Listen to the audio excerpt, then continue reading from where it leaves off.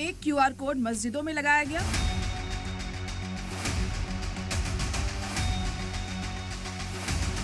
तो एक QR code Ganpati पंडालों में लगा।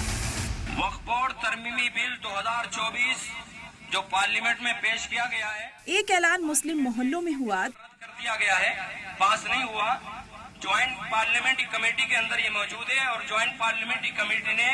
तो एक ऐलान हिंदू आबादी वाले इलाकों में हुआ।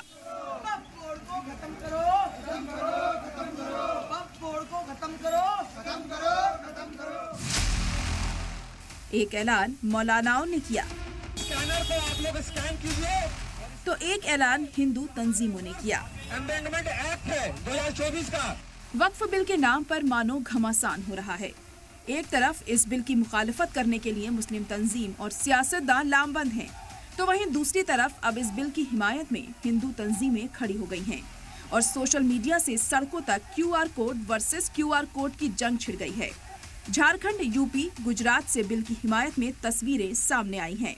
हिंदू तंजीमों ने सोशल मीडिया से लेकर सड़कों तक एक क्यूआर कोड शेयर करना शुरू कर दिया है। सड़कों पर बिल की हिमायत करने के लिए बाकायदा मुहिम चलाई जा रही है। गणपति के पंडालों के बाहर भी इस तरह के क्यूआर कोड लगा दिए गए हैं।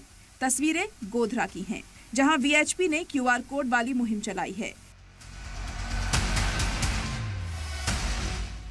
अगली तस्वीर गुजरात के ही सूरत की है, जहां वक्फ बिल की हिमायत करने वाले क्यूआर कोड को सूरत वक्फ बोर्ड के दफ्तर के बाहर ही चस्पा कर दिया गया है। दरअसल वक्फ बिल इस वक्त जेपीसी के पास है, जिसने लोगों से इसे लेकर उनका फीडबैक मांगा है और इसे क्यूआर कोड के जरिए जेपीसी को वक्फ बिल की हिमायत में एक मेल भेजा जा रहा है।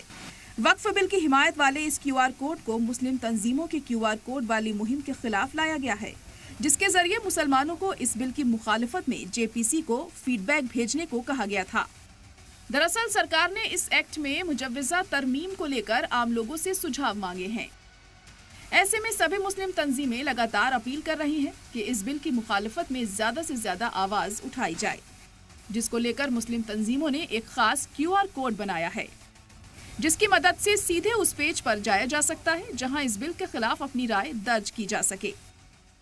में जो भी राय है, वो जो भी अमेंडमेंट्स हो रहे हैं, वो अमेंडमेंट उन अमेंडमेंट से पर्सनल लॉ बोर्ड या कोई भी मुस्लिम तंजीम मुत्तफिक नहीं है, क्योंकि ये जितने भी अमेंडमेंट्स हैं उसमें खासकर जो वक्फ बाय यूज़र, जो कि वक्फ कवानीन की बैकबोन है, रीढ़ की हड्डी है, उसको भी जो ख़त्म करने की बात कही जा रही है। तो ये जितने भी अमेंडमेंट्स हैं वो हम लोग का मानना है कि वो औकाफ के लिए नुकसानदेह होने वाले हैं और हम लीगल एक्सपर्ट्स का ये भी मानना है कि अमेंडमेंट कॉन्स्टिट्यूशन के आर्टिकल 14, 25, 26 और 29 के अगेंस्ट हुए।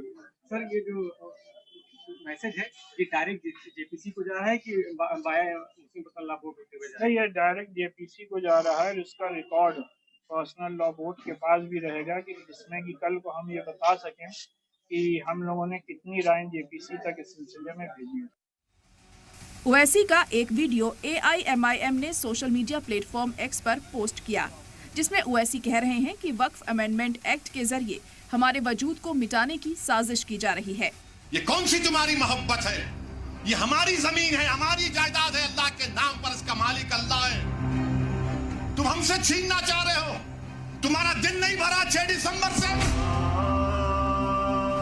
जैसे जैसे वक्फ बिल पर फीडबैक भेजने की तारीख पास आ रही है, वैसे वैसे QR code versus QR code वाली ये मुहिम तेजी पकड़ती जा रही है।